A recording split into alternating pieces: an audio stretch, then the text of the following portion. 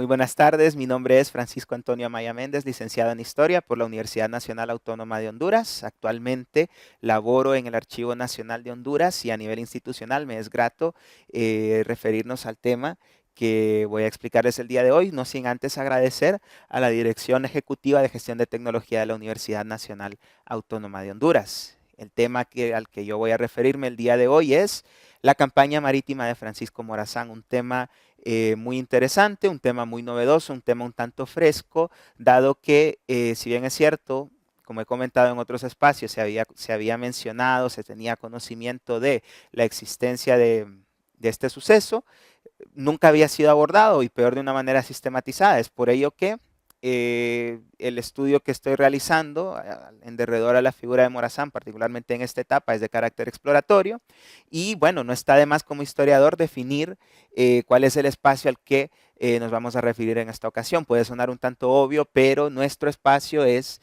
Centroamérica y como podemos ver en el mapa, este es un trabajo muy detallado, particularmente en lo que a geografía y topografía se refiere, dado que fue realizado por un ingeniero británico comisionado por la Federación Centroamericana allá por 1820 aproximadamente, ¿verdad? Para trabajar la construcción del canal interoceánico. Se deseaba construir, es por ello que se comisionó a un experto en la materia para intentar ver la viabilidad de ello, ¿verdad? Dicho ingeniero es británico, como dije anteriormente, y su nombre es John Bailey, ¿verdad? Y es algo que yo quiero resaltar, dado que según el tiempo que estamos viendo, pues Gran Bretaña va a tener un papel casi protagónico en toda esta serie de sucesos. Es por ello que yo identifico dos ejes importantes en este suceso. Dichos ejes son Gran Bretaña, por un lado, y por otro, como es natural, Centroamérica, ¿verdad? Entonces, para ello, considero indispensable explayarnos en materia de contexto de estos dos actores para antes, bueno, para hablar anteriormente y luego definir, ¿verdad? De forma apropiada ya de los sucesos puntuales de Morazán. En primera instancia vamos a hablar del contexto de Gran Bretaña. Y bueno, puede sonar un tanto descabellado remontarnos tantos siglos atrás, ¿verdad? Estamos hablando del siglo XIX y estamos empezando por prácticamente la Edad Media, pero todo esto tiene un sentido. En primera instancia hay que definir qué Gran Bretaña, o lo que en antaño era Inglaterra, ¿verdad? La conjunción de Flandes, Inglaterra, Escocia, Gales, etcétera, ¿verdad? Era una nación con tradición manufacturera. ¿Verdad? Ya desde la Edad Media existían talleres en donde se elaboraban telares, textiles, ¿verdad? Se levantaban paños y se sostenía una incipiente gremio comercial, como son las Hansas, etcétera, ¿verdad? Habían casas talleres, por ejemplo, Hanover, etcétera. Londres era uno de ellos, como es natural, ¿verdad? Entonces ya desde aquel tiempo se estaba trabajando una especie de artesanado, se estaba cimentando, solidificando la figura de un artesanado en la sociedad inglesa, posteriormente británica, ¿verdad? Y a eso hay que sumar que, dado que es una isla, puede sonar un tanto extraño, pero en el transcurso de la Edad Media, todavía las fases tempranas de la Edad Moderna, Inglaterra no tenía un protagonismo naval, ¿verdad? Inglaterra no tenía la fuerza que podía tener España, la fuerza que podía tener Portugal, ¿verdad? Al momento, o las naciones italianas, ¿verdad? De Génova, las repúblicas de Génova, de Venecia, etcétera, ¿verdad? Pero eso va a cambiar ya en las fases tempranas de la Edad Moderna, ¿verdad? Con la derrota propinada a la Armada Invencible. Dicha derrota, depende del enfoque histórico que se le quiera dar, ¿verdad? Es debatible, pero lo cierto es que una vez flaquea el músculo naval de tanto, bueno, las naciones ibéricas como Portugal o España, es cuando se abre un camino, se abre una senda para Gran Bretaña. Entonces, habiendo entendido que tanto Gran Bretaña como la relación que tuvo con los reinos ibéricos, Portugal, España, ¿verdad? Sabemos que se da una transición temática, o bueno, de poder en la zona del Caribe, ¿verdad? Es decir, una vez se abren las puertas, producto de la derrota propinada a la Armada Invencible, se abren las vías para que el eje naval británico se enfoque en el Caribe, las Antillas Menores, Antillas Mayores, ¿verdad? Entonces ya empiezan a deambular por toda esta zona, casi, ¿cómo decirlo? De manera impune, ¿verdad? No había una capacidad de respuesta eficaz y esto va facilitando que Inglaterra, los corsarios, se sientan en potestad, en la libertad de tomar distintas parcelas de tierra, como es el caso de Jamaica, otras Antillas menores, ¿verdad? Y eventualmente el litoral de Belice, y se va a intentar también acá, ¿verdad? Con las costas de Honduras, otras partes de Centroamérica.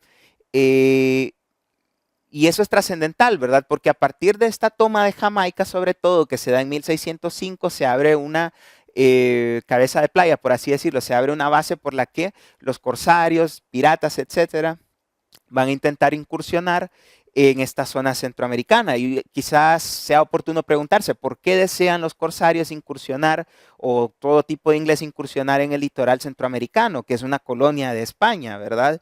Todavía para este tiempo. Y bueno, esto se explica, como habíamos visto anteriormente, por la habilidad que se había trabajado desde la Edad Media, ¿verdad? En este asunto de lo manufacturero, el artesanado, ¿verdad? Entonces va a haber un interés en diversas materias primas, como es el caso de los tintes, añil, ¿verdad? El palo de mora, la calidad de la madera de la caoba, el cedro, ¿verdad? También el palo del Campeche, ¿verdad? Y aquí en la imagen se puede apreciar cuán denso podía ser un bosque tropical, lluvioso, ¿verdad? Que podía tener una importante cantidad de ejemplares de caoba, de cedro, etcétera. Y a eso hay que sumar que mientras estaba sustrayendo toda esta cantidad de materias primas, esto se llevaba a las grandes metrópolis de Gran Bretaña, como puede ser Londres, como puede ser Essex, etcétera, ¿verdad? Todo lo colindante al estuario del Támesis.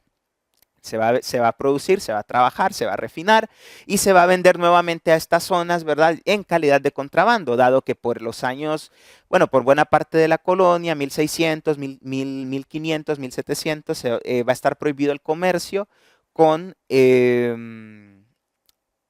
nuestras colonias centroamericanas van a tener vetado el comercio con todo tipo de ente extranjero, ¿verdad? Ni siquiera se va a poder permitir el comercio entre provincias, es decir, México no va a poder comerciar con lo que hoy día es Venezuela y así sucesivamente, ¿verdad? Eso es un monopolio propio de la colonia o propio de los peninsulares, ¿verdad? Todas las líneas navieras de España nada más. En consecuencia, va a haber una demanda de productos que nunca se va a poder satisfacer y es ahí donde entran, donde van estableciendo su presencia todos estos mercantes, piratas, etcétera, británicos, ¿verdad? Entonces, a eso hay que sumar que como la demanda va creciendo, es preciso valerse todavía de más materias primas y con las limitantes de la diplomacia y el comercio internacional, ¿verdad? Se van a levantar una plétora de aserraderos clandestinos desde el siglo, particularmente en el siglo XVII, siglo XVIII, y es ahí donde ellos van a ir terminando de cimentarse más, porque donde levantaban un aserradero clandestino habían serias posibilidades de básicamente hacer una base, una nueva base con la que ir expandiendo su influencia en toda esta zona litoral.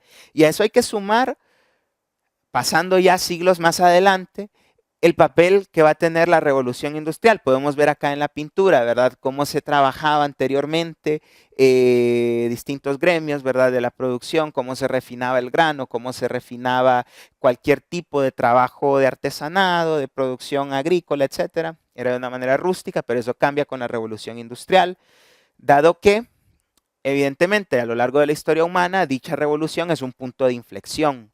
¿En qué sentido? Yuval Noah Harari menciona en su ya destacado libro Sapiens, ¿verdad?, de que es una transformación por vez primera de los estados de energía. Esto quiere decir que si antes nosotros nos valíamos del calor para calentar nuestra comida, ese tipo de energía, la combustión del fuego, se iba a quedar nada más en eso. Por vez primera podemos trasladar la energía del calor, de la combustión, o bueno, transformarla en combustión, ¿verdad? Como es la máquina de vapor, podemos transformar esa energía de calor a energía cinética, etcétera, ¿verdad? Y bueno, eso va a favorecer tecnologías revolucionarias como es la máquina de vapor, que usualmente nosotros lo asociamos con la locomotora, pero también facilitó un sinfín, ¿verdad?, de tecnologías, como es el caso de los barcos, ¿verdad? Ya no se va a necesitar la propulsión del viento, ya no se va a necesitar la propulsión netamente del remo, etcétera, ¿verdad? Entonces, ¿qué significa esto? Significa que vamos a tener una explosión a nivel de manufactura, con desgranadoras de algodón, etcétera. Los procesos se van automatizando un poco más y también va a haber una explosión de transporte, como ya vimos con la locomotora, los barcos de vapor, etcétera. Y ahora que nosotros tenemos transporte más fácil, más eficaz, más rápido, ¿verdad? Vamos a facilitar entonces, a su vez, un mayor imperialismo, como podemos ver en la imagen, y sucesivamente un mayor mercado, ¿verdad? Va a haber un mercado, se van sentando las semillas para un mercado mundial, en el que, como vimos, ya vamos teniendo una idea, se está trayendo materia prima de confines del planeta hacia los ejes industriales, como puede ser por antonomasia, por excelencia, ¿verdad? Inglaterra o Alemania, Francia, además países que se estaban industrializando.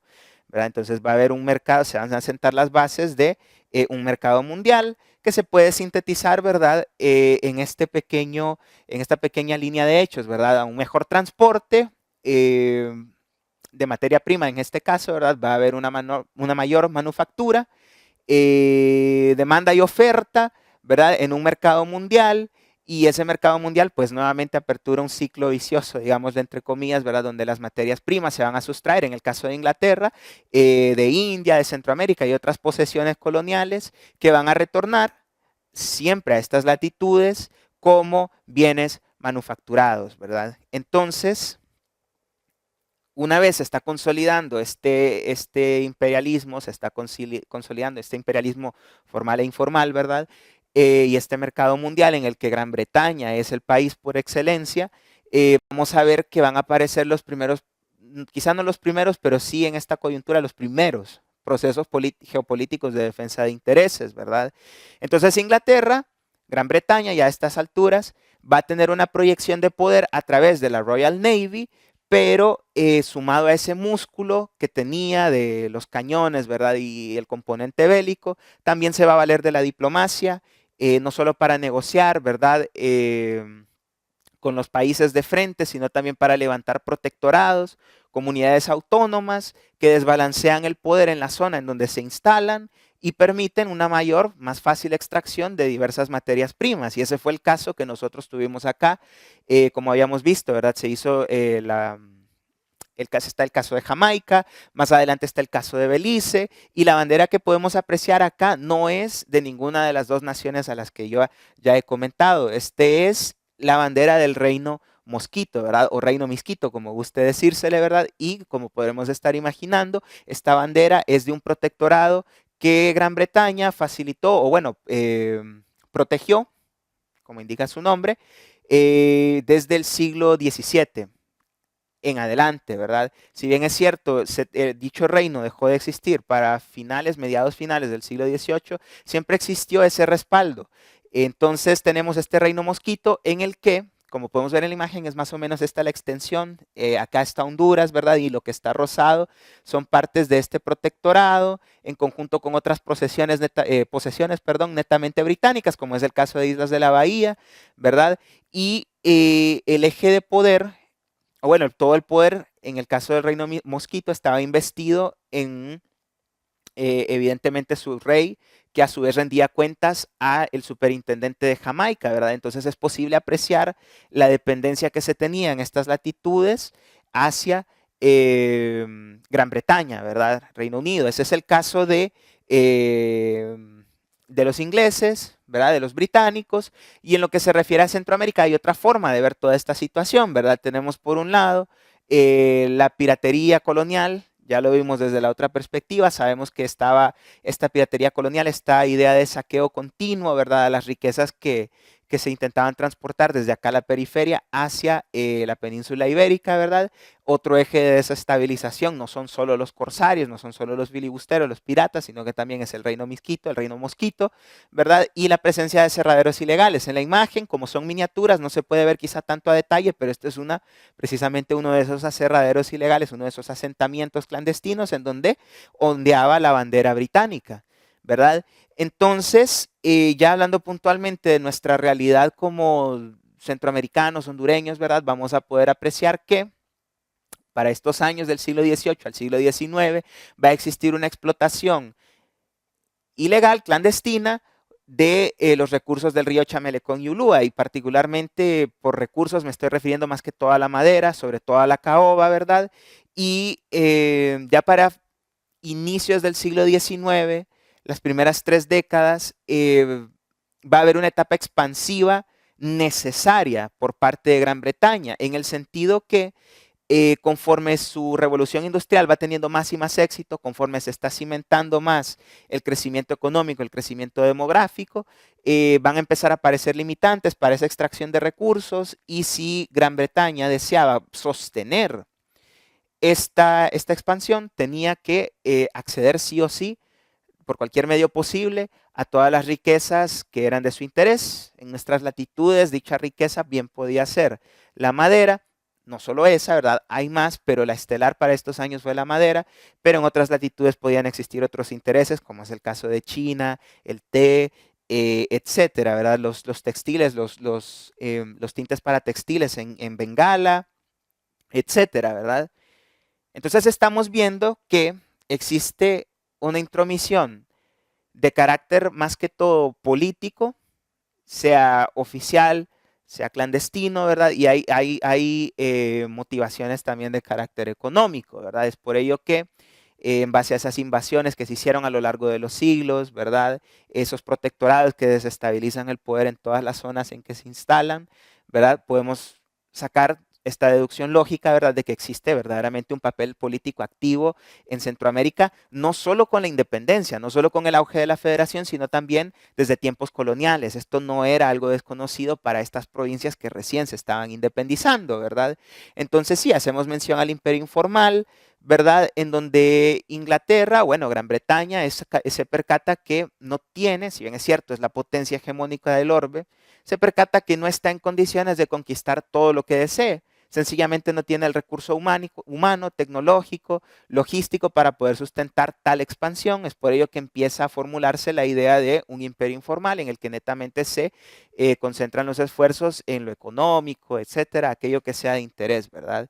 Y bueno, estaba el paralelismo con China que había mencionado anteriormente, ¿verdad? Cómo estos vacíos de poder incentivaban la injerencia, y eso es el caso estelar de China con las guerras del opio, ¿verdad? En donde para, entre comillas, incentivar el libre comercio, ¿verdad? Se introduce opio a China, ¿verdad? Y es una historia de lo más conocida. En el mapa, me tomé la libertad de escoger este mapa, dado que se destaca la imagen de la isla de Jamaica, que es el epicentro por el que se consigue desestabilizar prácticamente toda la región del Caribe.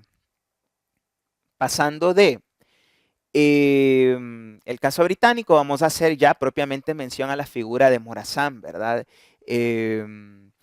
Considerado prócer, también héroe, ¿verdad? De muchas de estas provincias centroamericanas, ¿verdad?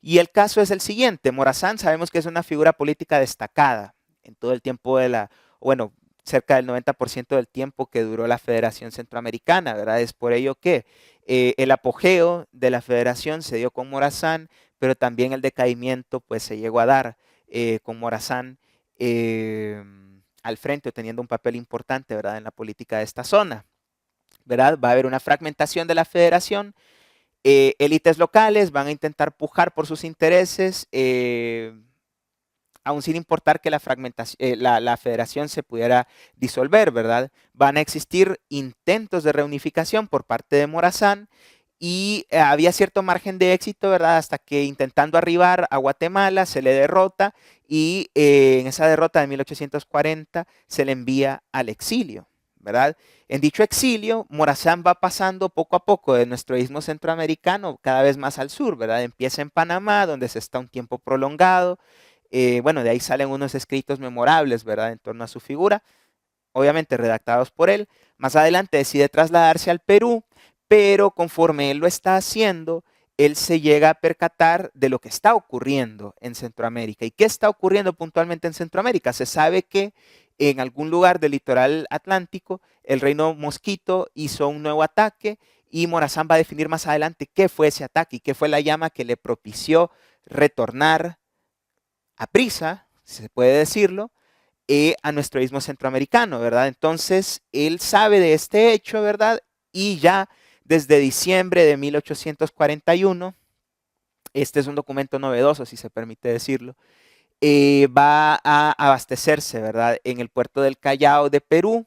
Aquí podemos ver una lista, quizá no en detalle, ¿verdad? Por la resolución, pero podemos ver una lista donde se están haciendo un sinfín de compras. Hay como 8 páginas de este documento así en formato de lista, ¿verdad? Donde se intenta abastecer al único navío que dispone Francisco Morazán, que es el Bergantín Cruzador, ¿verdad? Se desconoce si es una compra, si es una renta, si es netamente un uso, una cortesía de algún mecenas, ¿verdad? Que decidió patrocinar su causa. Lo cierto es que ya para diciembre de 1841 se estaban haciendo las gestiones para propiciar el regreso de Morazán a Centroamérica, para hacer frente a esta situación, ¿verdad? Y este retorno se da ya en enero de 1842.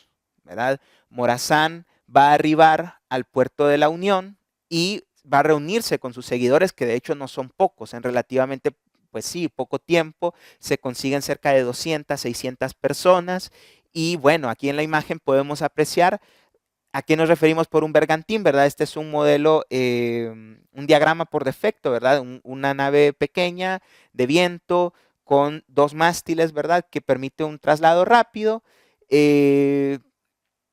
asumo yo que es contigua al litoral, ¿verdad?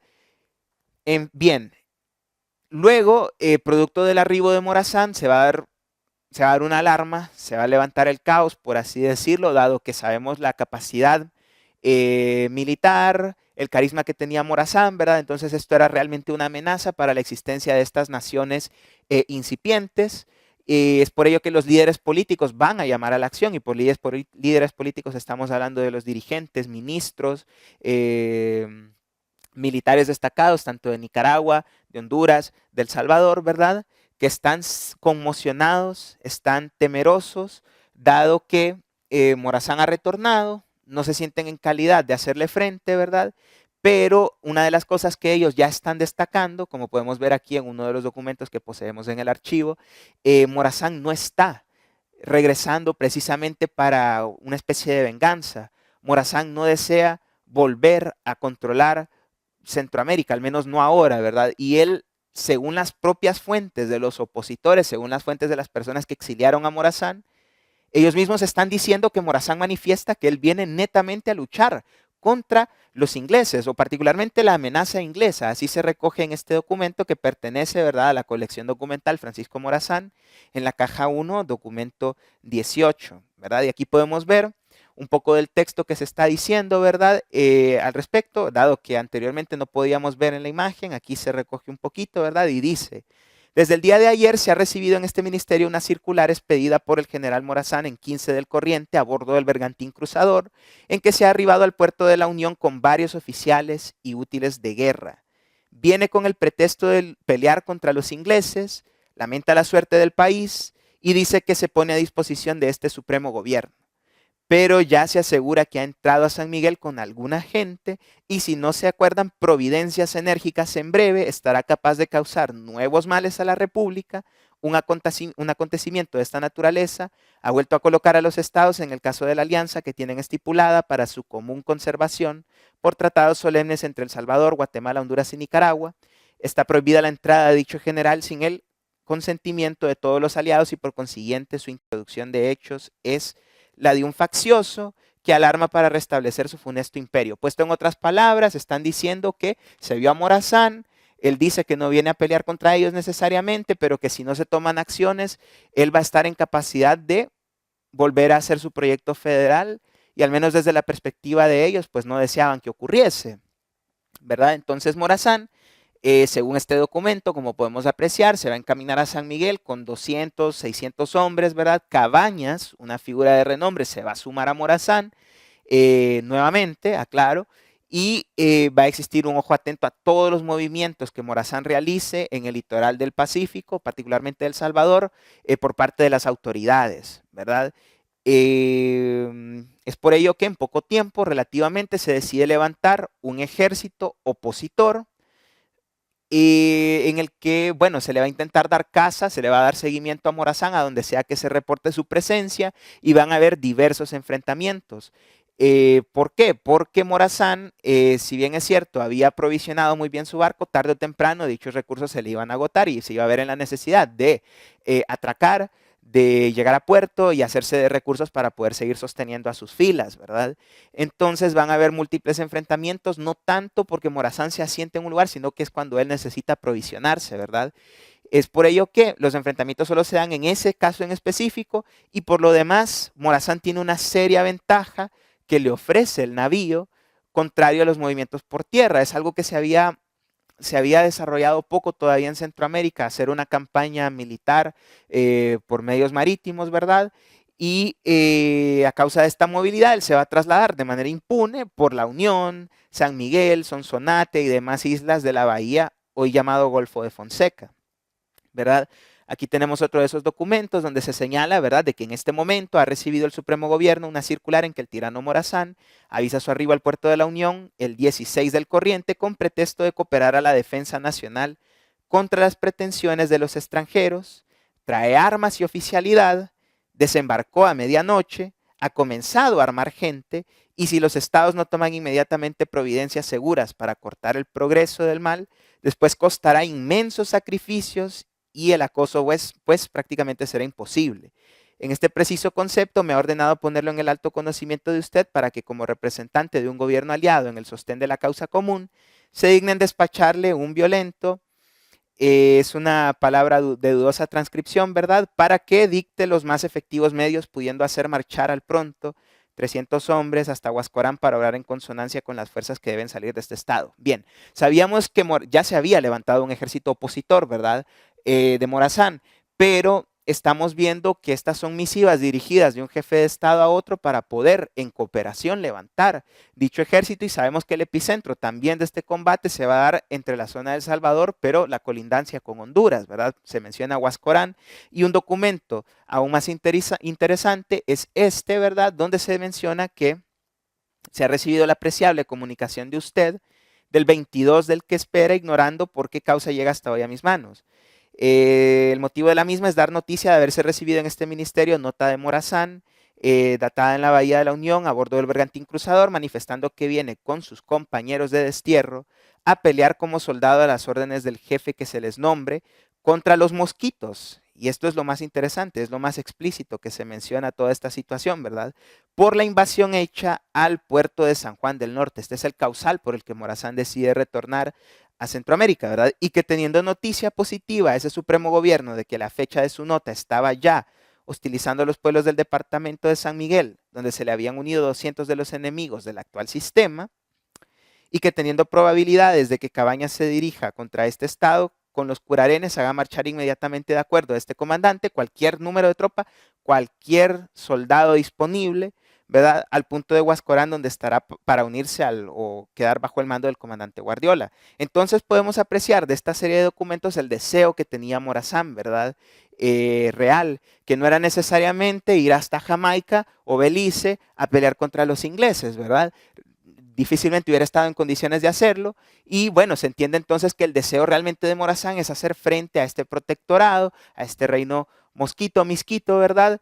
Y bueno, él también expone la secuencia de los hechos, qué ocurrió puntualmente que le fuerza a volver, ¿verdad? Entonces van a pasar no solo semanas, no solo días, van a pasar realmente un compendio de meses, ¿verdad? Y de hecho el pánico que están teniendo las instituciones o bueno, los estados, esta coalición de estados, ¿verdad? Va a ir increciendo, más que todo porque se van a empezar a reportar flotas crecientes, ¿verdad? En primera instancia hablábamos del bergantín cruzador, ahora estamos hablando, o sucesivamente, conforme vamos pasando documentos, se está hablando de 3 buques hasta llegar a 5, ¿verdad?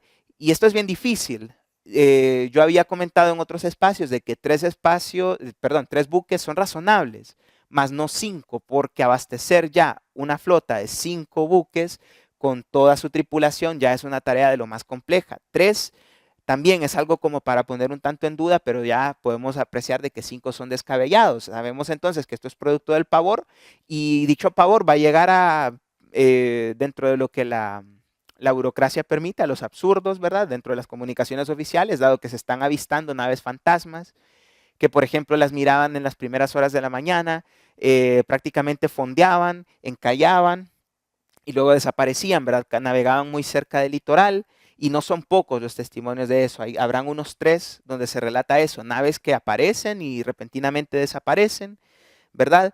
Y bueno, producto de esta situación, de la precariedad, del acceso a víveres, etcétera, con los que sustentar un ejército, una flotilla, ¿verdad?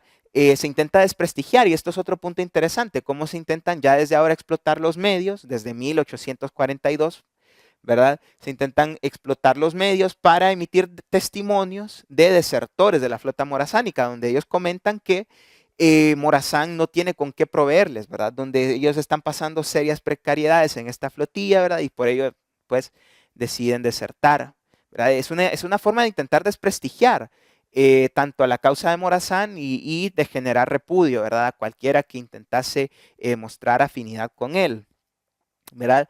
Lo cierto es que Morazán continúa navegando impune, empezamos a verlo desde enero, ya estamos llegando a los meses de abril, ¿verdad? Y todavía Morazán sigue navegando a sus anchas por toda esta zona de la bahía de Fonseca y buena parte del litoral salvadoreño, hoy día salvadoreño, ¿verdad? Y en la isla de Martín Pérez finalmente él va a exponer cuál es su gran plan estratégico, ¿verdad?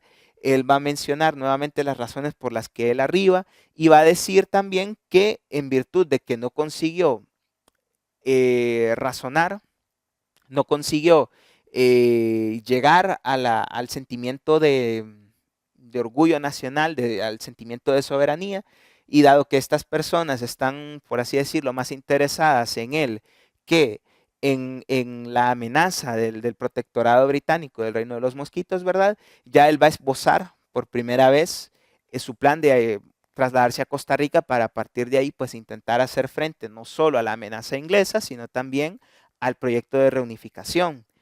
Y esto es interesante porque se va a evidenciar por este medio el agotamiento que ambas partes tienen, ¿verdad? Ya ambos lados están viendo que no es posible sostener este conflicto de esta forma por más tiempo, ¿verdad? Y dado que ninguno de los dos quiere tirar la toalla, ¿verdad? Están buscando otras vías. Lo cierto es que aún con todo, Morazán no era el lado, el ente más precisado de determinar todo esto. Realmente Morazán podía sostener esta campaña por más tiempo, desconozco cuánto, pero a quienes ya les apremiaba terminar toda esta tensión, ¿verdad? Es la coalición de estos 3 países, El Salvador, Honduras y Nicaragua, ¿verdad? Dado que tenían un capital muy limitado, se estaba agotando y no estaban consiguiendo ninguna de sus metas, que era en primera instancia capturar a Morazán o en su defecto por lo menos repelerle, y no se estaba consiguiendo, ¿verdad? Entonces, por estas limitaciones se empiezan a emitir documentos donde se plantea la posibilidad de que existan reos o que se utilicen a diversos reos en calidad de soldados para poder así suplantar las pérdidas, ¿verdad? Etcétera. O incluso no pagarles, dado que están privados de su libertad. Y de nada sirve porque siguen peleando, buscando a combatir en tierra a un enemigo que se está moviendo con rapidez, ¿verdad? Entonces, por primera vez en una correspondencia sostenida entre ministros de defensa de El Salvador y de Honduras, se menciona la idea de contratar un buque para seguir a Morazán e intentar darle captura o intentar repelerle o qué sé yo, darle muerte probablemente, ¿verdad? Se plantea, y esto es lo que podemos apreciar en este documento, la caja 3, número 10 de siempre esta colección documental de Morazán, donde se señala lo siguiente. Ministerio de Hacienda y Guerra del Supremo Gobierno del Estado, señor Teniente Coronel Manuel de las Casas, San Vicente, abril 4 de 1842, por autorización del Supremo Gobierno de Honduras para llamar a usted en el caso de convenirse, para en armar una flotilla para perseguir por mar a Morazán.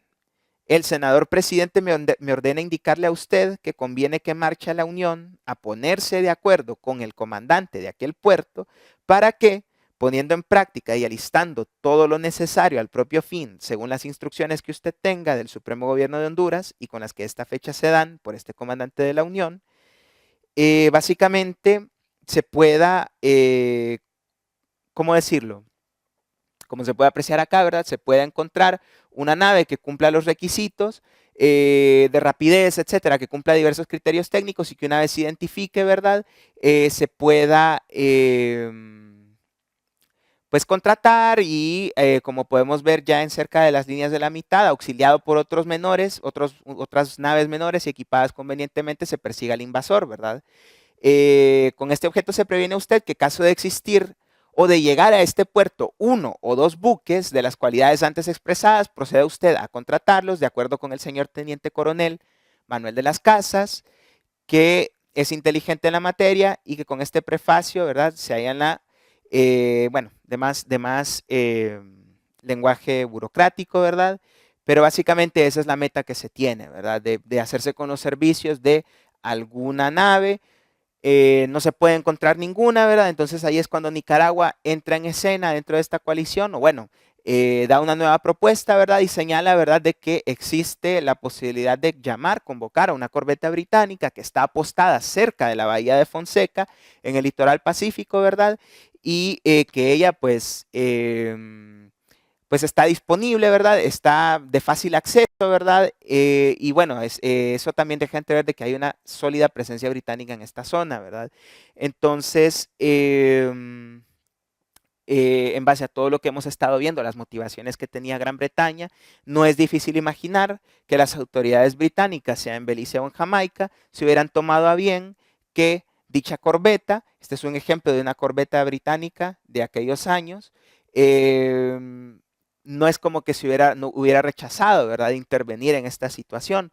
Y bueno, estuvimos viendo un poquito cómo es el tamaño de un bergantín, ¿verdad? Tenemos una idea de cómo es un bergantín y puesto a la par de una corbeta, no es como que se le pueda dar mucha guerra, no es como que se le pueda dar mucha resistencia a una nave especializada de la potencia militar y económica, industrial también, más grande de aquellos tiempos, ¿verdad?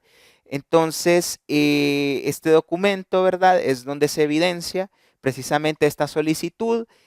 Aquí tenemos pues el lenguaje formal habitual, ¿verdad? Y lo que quiero destacar es esto, ¿verdad? Las primeras líneas, el documento está un poco deteriorado, es por ello que vamos a ver las observaciones de que hay partes rotas, ¿verdad? Pero se dice invitación de corbeta de guerra, y más adelante vamos a ver el nombre, la corbeta de guerra Champion de Su Majestad Británica, para perseguir los buques en que el ex general Morazán, sin autorización alguna, surca las costas del Pacífico, perturbando el orden naval y comercial, ¿verdad? Suena interesante. Muchas veces a lo largo de la historia de nuestro istmo centroamericano nos vamos a encontrar en puntos ya de cambio profundo, ¿verdad? ¿Qué hubiera sucedido, verdad? Si realmente se hubiera dado luz verde, ¿qué hubiera sucedido si se hubiera armado realmente un conflicto naval, digámoslo así, una batalla naval, ¿verdad? Hubiera sido quizá la primera batalla naval en todo el istmo centroamericano. Desconocemos si hubo, o bueno, al menos desde la Federación Centroamericana con otro país, ¿verdad? Hubiera sido la primera, dado que ya sabemos los combates que existían entre la colonia española y Gran Bretaña. Sin embargo, no hizo falta porque ya para este punto Morazán aparece de forma abrupta, ¿verdad? Ya muchos observadores, muchas personas especializadas ya no están viendo ni velas ni ningún tipo de barco por días, semanas, y el periodo se va extendiendo sin mayor novedad, hasta que finalmente, siempre en este afán de dar seguimiento a los movimientos de Morazán, se reporta que él, según este mapa de Costa Rica y buena parte de Panamá, se le empieza a divisar por estas primeras penínsulas de lo que hoy día es Costa Rica, hasta que eventualmente se confirma que Morazán ha desembarcado en un puerto costarricense y meses más adelante, recordemos que es 1842, el último año que Morazán estuvo con vida, ¿verdad? Se notifica de su caída, ¿verdad? Se notifica a Tegucigalpa, según los documentos que tenemos nosotros en esta colección, ¿verdad? Que se le ha dado caída, se le ha dado muerte a Morazán, ¿verdad? Lo que es un motivo de júbilo y distensión, ¿verdad? Para toda esta coalición armada que intentó hacerle frente, ¿verdad? Entonces, a manera de conclusión, vamos a mencionar que esta fue una gesta patriótica, al menos no, quizá no existía la federación, quizá ya existían diversos países, quizá Morazán tenía más afinidad con el pueblo de El Salvador, dadas las circunstancias que él tuvo desde que formó parte de la presidencia de la federación, etcétera, ¿verdad? Entonces, más allá de eso, Morazán realiza una gesta patriótica, más allá del proyecto como se quiera llevar a cabo, más allá del proyecto político que se quiera hacer, sea federación, sean 5 repúblicas centrales, ¿verdad? Él intenta evocar un sentimiento centroamericano. Él intenta evocar quizá no una identidad, pero sí un orgullo, un sentimiento de soberanía que estaba siendo violentado vez tras vez, ya no solo por España, como decía anteriormente, sino también por Gran Bretaña y bueno, ya casualmente pocos años atrás ya se estaba gestando, ¿verdad? Se estaba teorizando la famosa doctrina Monroe, etcétera. Entonces ya es uno de esos primeros, más que todo esta campaña es una de esas primeras gestas patrióticas, ¿verdad? Donde Morazán incluso se desprende de sentimientos de venganza, Morazán se desprende de rencores, sea personales o a su proyecto, y él dice, en otro de los documentos que no adjunté, que él se pone a disposición de cualquiera de los comandantes que anteriormente le habían dado destierro, ¿verdad? Todo sea, ¿verdad? Para hacer frente a, como él menciona, esa amenaza inglesa.